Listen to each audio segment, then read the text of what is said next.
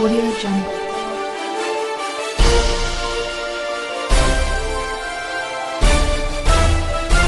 Audio Jungle.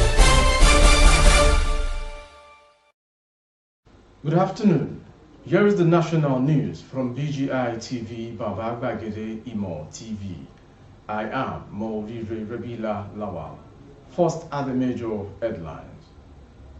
Governorship House of Assembly elections will still hold on March 11th. Inec. Tinubu victory, 6 states drag FG to Supreme Court. Youth demand trial of Rep member Ado Dogwa. Many killed as explosions rocked illegal crude bunkering sites in rivers. 11 men caught with 10 human skulls. And on sports, Flying Eagles clinch World Cup ticket after win versus Uganda. Now the news in detail. The Independent National Electoral Commission says the 11th March governorship and State House of Assembly elections will hold as scheduled. Inec gave the assurance in a statement by his spokesman Festus Okoye in Abuja on Thursday yesterday. The electoral umpire said all the processes and procedures leading to the elections were being finalized. The commission held its regular weekly meeting and deliberated on several issues, including the presidential and national assembly elections, said Inec. It also discussed the governorship and state assembly elections and the pending elections in Enugu East Senatorial District and the Eastern Central, Eastern West, and Igwebin Federal Constituency in Edo. Inec also promised to conduct the rescheduled elections in Enugu and Edo on March 11th. The Commission is aware that in some senatorial district and federal constituency, declarations and returns were not made. The Commission is compiling the list of the affected constituencies. A date for supplementary elections will be fixed after the governorship and state assembly election, the Inec statement added. Moving on to the next story. 6 states, Adamawa, Akwa Ibom, Bayelsa, Delta, Edo, and Sokoto, have dragged the federal government before the Supreme Court over the conduct, collation, and announcement of the February 25, 2023 presidential and National Assembly elections. The states want the Supreme Court to declare that the pronouncement of Bola Ahmed Tinubu, the candidate of the All Progressive Congress, as the winner of the February 25th presidential election be avoided by the court.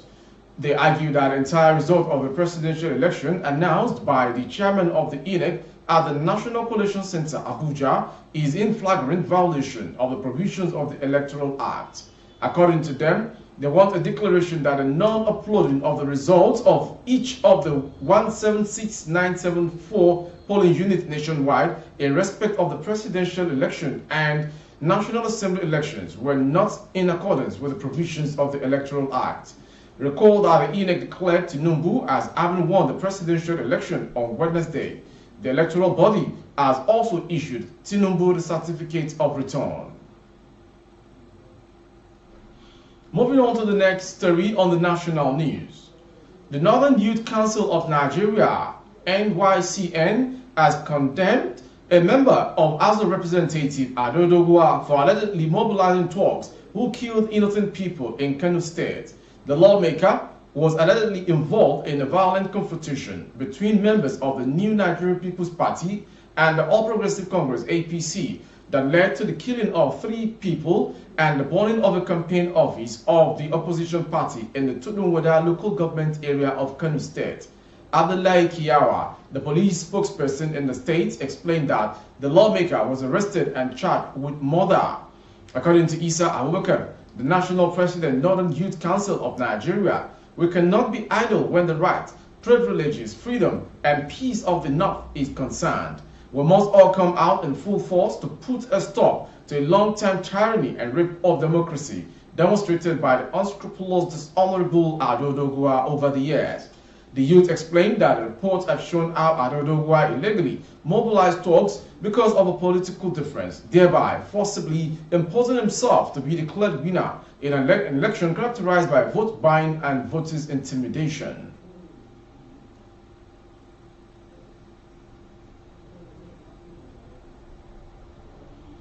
Going on to the next story. Scores of people were in the early hours of Friday morning killed when an explosion occurred at an illegal crude oil bunkering site in Rumwepe community in Emogwa, local government area of Rivers State. Information gathered that the incident occurred at about 2 a.m. at the tapping points on the Trans-Niger Delta pipeline (TNP), which passed through the community. A spark came from a bus loaded with crude oil for transportation to the refining point, a development that resulted into fire and explosion. Executive Director of Youth and Environmental Advocacy Center, YEAC, Nigeria, Fine Face in a statement issued in Port Harcourt, said the victims, including women, were burned beyond recognition. Fine Face said the explosion and fire, which has left dozens, including women, dead and burned beyond recognition, with many other vehicles and tricycles burned to ashes as a tapping point said to be on the Trans-Niger Delta pipeline that passed through the community.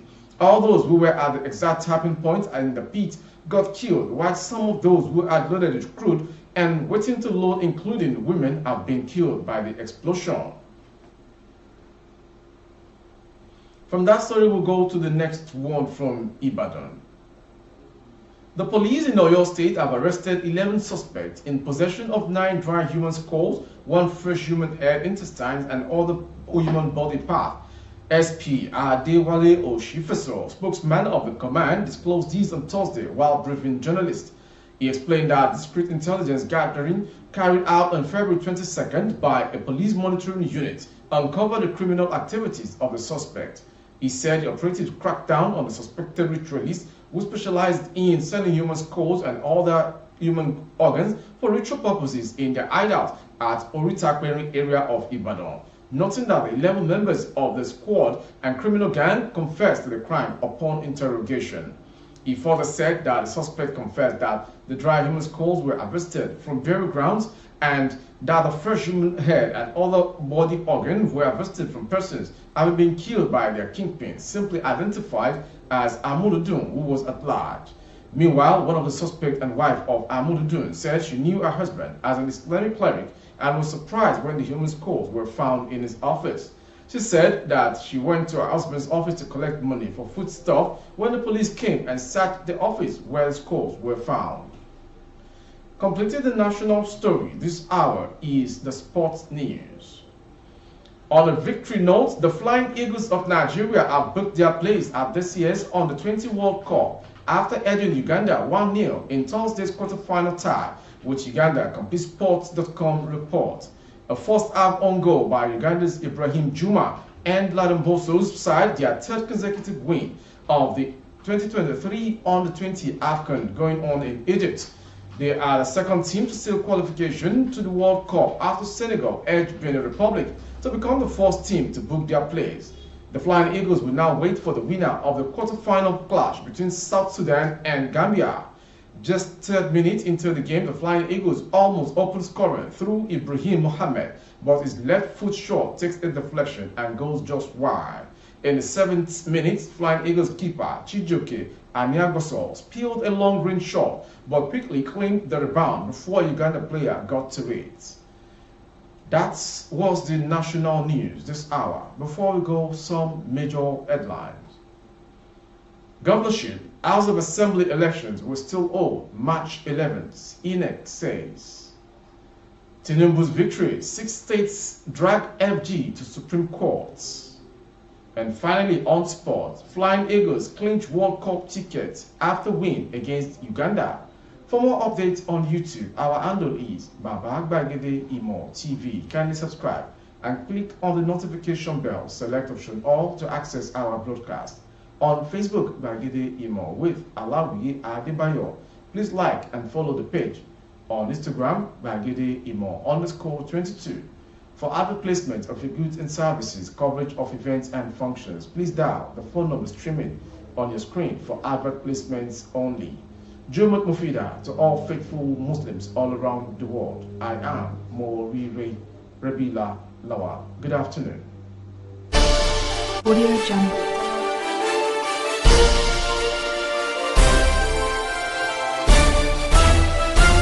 Audio Jungle.